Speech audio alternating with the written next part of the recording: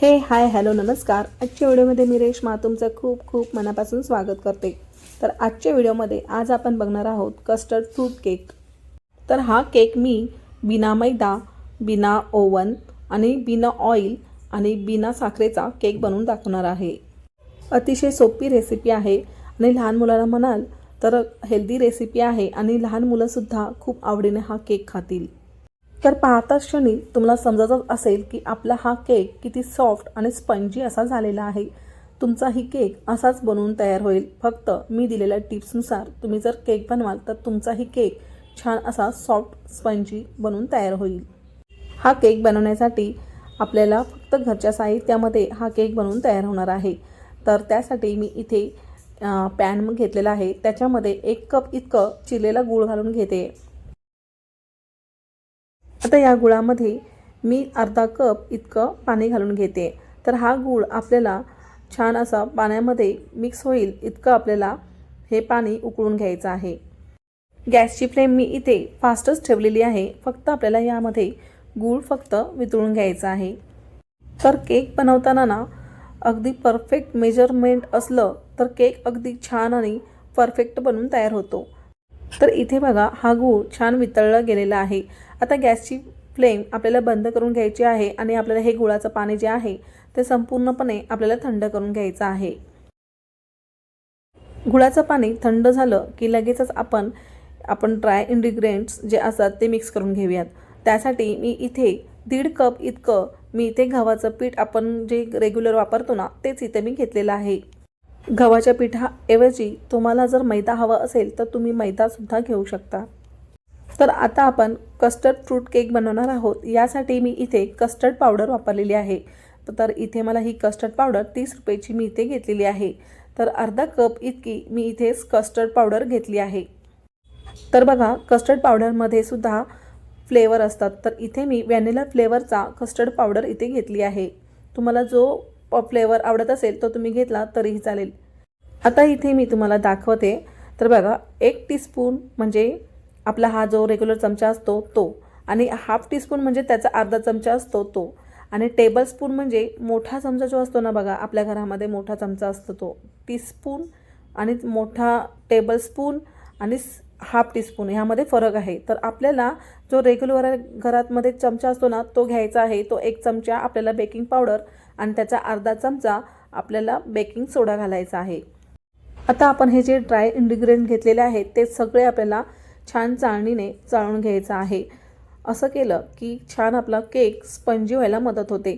तर बघा मी हा जो केक बनवणार आहे तर इथे आपण गव्हाचा केक बनवणार आहोत। तर त्यासाठी आपल्याला 3 वेळा तरी हे पीठ आपण चाळून घ्यायचं आहे।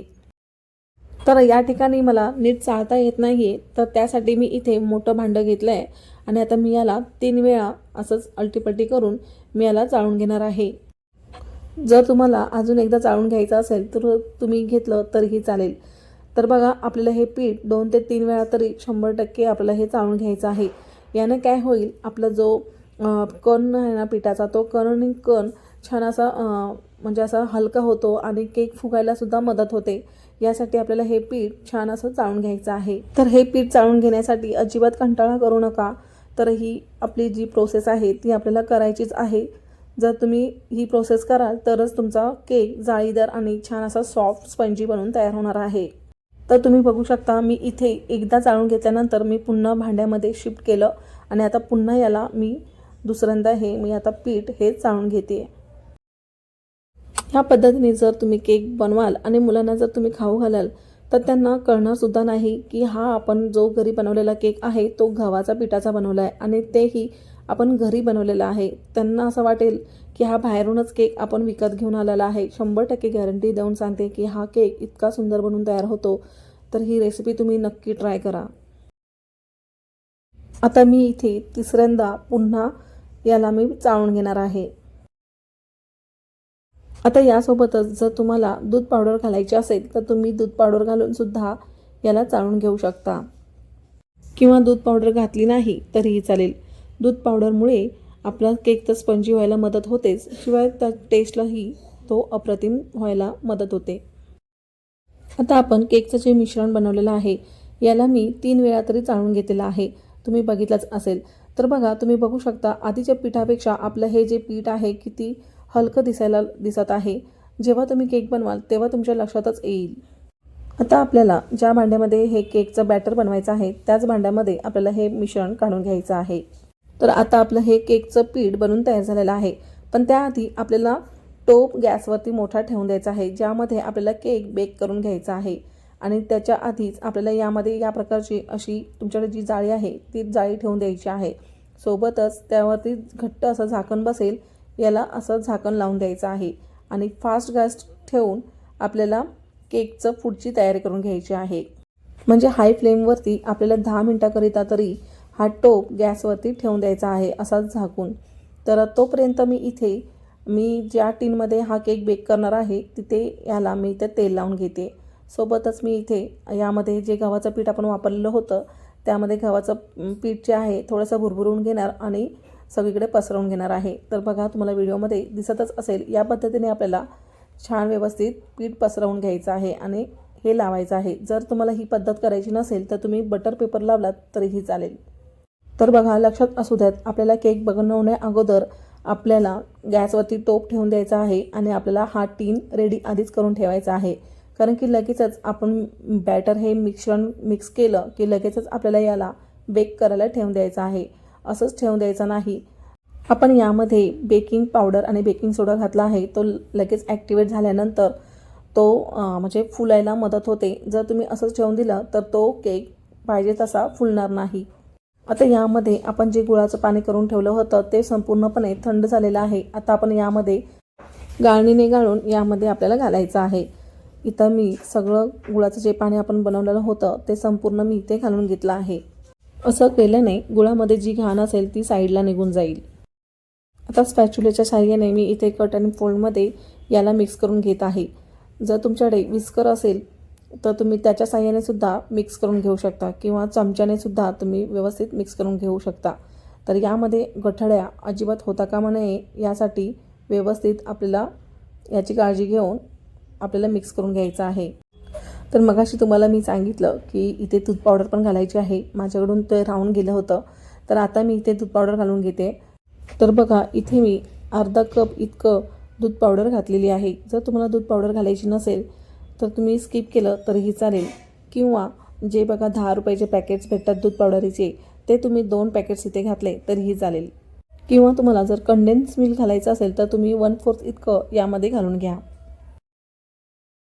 आता यानंतर मी इथे 1 कप इतकं मी इथे जे रूम टेम्परेचर दूध आहे ते मी इथे घेतलेलं आहे. त्यानंतर आपल्याला हे व्यवस्थित कट अँड फोल्डमध्ये याला मिक्स करून घ्यायचं आहे. यामध्ये अजिबात गुठळ्या होता कामा नये याची आपल्याला काळजी घ्यायची आहे. आता जर समजा तुमच्याकडे बेकिंग सोडा आणि बेकिंग पावडर नाही आहे तर त्याऐवजी काय करायचं ना, जो आपण इनोची पॅकेट असतो ना रेग्युलरवाला बघा त्याच्यामध्ये पण फ्लेवर असतात. तर रेग्युलरवाला आपल्याला इनो पावडर घालायची आहे. त्याच्यामध्ये 1 पॅकेट इतकं आपल्याला इनो पावडर घालून याला मिक्स करून घ्यायचं आहे. तर आता इथे छान मिक्स करून झाल्यानंतर मी इथे चोको चिप्स पण घालून घेणार आहे. तर हे ऑप्शनल आहे. जर तुम्हाला घालायचं असेल तर तुम्ही घालू शकता. तर इथे मी 2 चमचे इतके मी इथे चोको चिप्स घालून घेतले आहेत. तर चोको चिप्स आधी मी मिक्स करून घेतलं आणि त्यानंतर मी इथे टुटी फ्रुटी घालून घेत आहे. टुटी फ्रुटी मी 2 कलरमध्ये इथे मी घेतलेली आहे. तुम्हाला जो कलर आवडत आहे त्या कलरची तुम्ही टुटी फ्रुटी घेतली तरीही चालेल. तर तुम्हाला आवडीनुसार कमी जास्त टुटी फ्रुटी करायची असेल तर तुम्ही करू शकता. आता आपल्याला टुटी फ्रुटी घातल्यानंतर आपल्याला जास्त याला मिक्स करत राहायचं नाही आहे, म्हणजे जास्त हलवत राहायचं नाही. आता आपण जे केकचं टीन बनवणं होतं बेक करण्यासाठी त्याच्यामध्ये लगेचच हे मिश्रण आपल्याला काढून घ्यायचं आहे. तर बघा केकच्या बॅटरचं थिकनेस तुम्ही बघू शकता. या पद्धतीचं आपलं हे थिकनेस असायला पाहिजे. तर या ठिकाणी मी इथे 1 kgचा इथे टीन वापरलेला आहे. जर तुमच्याकडे टीन नसेल तर तुम्ही कुकरच्या भांड्यामध्ये हा केक बनवला तरीही चालेल. फक्त लक्षात ठेवायचं आहे की केक फुलून येण्यासाठी वरती बघा इथे जागा अंतर मी ठेवलेलं आहे. एवढं अंतर आपल्याला असायला पाहिजे जेणेकरून हा केक फुलायला वरती याला जागा राहील. आता केकचं बॅटर घालून घेतल्यानंतर 2 ते 3 वेळा टॅप करून घ्यायचं आहे. म्हणजेच 2 ते 3 वेळा भांडं आपटून घ्यायचं आहे आणि नंतरच आपल्याला यामध्ये केक बेक करायला ठेवून द्यायचा आहे. असं टॅप करून घेतल्यामुळे जो केक आपला जे आतमध्ये जी काही हवा राहिली असेल तो छान एक संघ असा जाळीदार आपला हा केक बनून तयार होतो. आता हा केक बेक करण्यासाठी ठेवत असताना अतिशय काळजीपूर्वक याला ठेवून द्यायचा आहे. कारण की टोप चांगलाच तापलेला असतो, त्यामुळे भाजण्याची शक्यता असते. यासाठी अतिशय बेताने आणि शांततेने हे काम आपल्याला करून घ्यायचं आहे. केक बेक करायला ठेवून दिल्यानंतर पहिली 5 मिनटं जे आहेत ते मध्यम आचेवरती ठेवायचं आहे. त्यानंतर 5 मिनटं झाल्यानंतर त्याला आपल्याला गॅसची फ्लेम मंद करून 30 ते 35 मिनटं याला बेक करून घ्यायचं आहे. तर बरोबर 35 मिनिटांनी मी इथे केक बेक झाला की नाही ते चेक करून पाहते. तर बघा, मधोमध बरोबर आपल्याला ही टूथपिक घालून बघायचं आहे किंवा सुरीच्या सहाय्याने आपण केकसुद्धा चेक करून घेऊ शकता. तर आता तुम्ही बघू शकता की टूथपिकला हे पीठ लागलेलं आहे. तर आपल्याला याला अजून 5-1 मिनटासाठी मंदच गॅसवरती आपल्याला याला बेक करून घ्यायचं आहे. तर बरोबर मी इथे 5 मिनटं याला बेक करून घेतलं पुन्हा, आणि आता पुन्हा मी टूथपिक घालून बघते. तर बघा, टूथपिक आपली छान क्लीन निघालेली आहे. तर हा केक आपला बेक झालेला आहे. हा केक बेक होण्यासाठी बरोबर 40 मिनटं इतकी लागलेली आहेत. तर आता हा केक आपल्याला यामधून काढून रूम टेम्परेचरवरतीच आपल्याला याला थंड करून घ्यायचा आहे. तर तुम्ही बघू शकता आपल्या ह्या केकचा कलर बघा कसा आलेला आहे आणि किती छान असा फुलून पण वरती आलेला आहे. तर बघा, यामध्ये आपण कोणताही कलर वापरलेला नाही, तर आपण कस्टर्ड पावडर वापरल्यामुळे याचा असा कलर आलेला आहे. आता संपूर्ण केक थंड झाल्यानंतर याच्या कडा या पद्धतीने मोकळ्या करून घ्यायच्या आहेत. त्यानंतरच आपला जो हा केक आहे तो पलटी करून टॅप करून आपल्याला हा काढून घ्यायचा आहे. अगदी सहजरित्या हा केक अलगद असा बाहेर निघला जातो. तर तुम्ही बघू शकता किती स्पॉन्जी असा हा केक झालेला आहे. तर या ठिकाणी मी इथे आता तुम्हाला केक कट करून दाखवते. तर तुमच्या लक्षातच येईल की आपला हा केक किती स्पॉन्जी असा बनून तयार झालेला आहे. एकदा या पद्धतीने मी सांगितल्याप्रमाणे नक्की केक बनवून बघा. तुमच्या लक्षात येईल की हा केक किती छान असा बनवून तयार होतो. नक्की ही रेसिपी ट्राय करा. तर आजच्या या केकच्या व्हिडिओमध्ये आपण तेल, तूप, बटर किंवा आणि मैदा अजिबात वापरलेला नाही, आणि ते पण बिना ओव्हनचा हा केक बनवून तयार केलेला आहे. तर बघा, इथे मी केक कट करत आहे. तुमच्या लक्षातच येत असेल की आपला हा केक किती स्पॉन्जी झालेला आहे. तर बघा, तुम्हाला मी एक पीस पण दाखवते की किती तो दाबला तरीही तो आपली जागा सोडत नाही आहे आणि खूप छान असा स्पॉन्जी बनून तयार झालेला आहे. आणि मुख्य म्हणजे हा केक आपण गव्हाच्या पिठाचा बनवलेला आहे हे कोणाच्या लक्षातच येत नाही. खूप छान असा हा बनवून केक तयार होतो आणि टेस्टला म्हणाल तर खूपच अप्रतिम लागतो. हा केक तुम्ही चहासोबत स्नॅक म्हणून मुलांना डब्याला नक्कीच देऊ शकता. तर आशा करते की आजचा व्हिडिओ तुम्हाला आवडला असेल.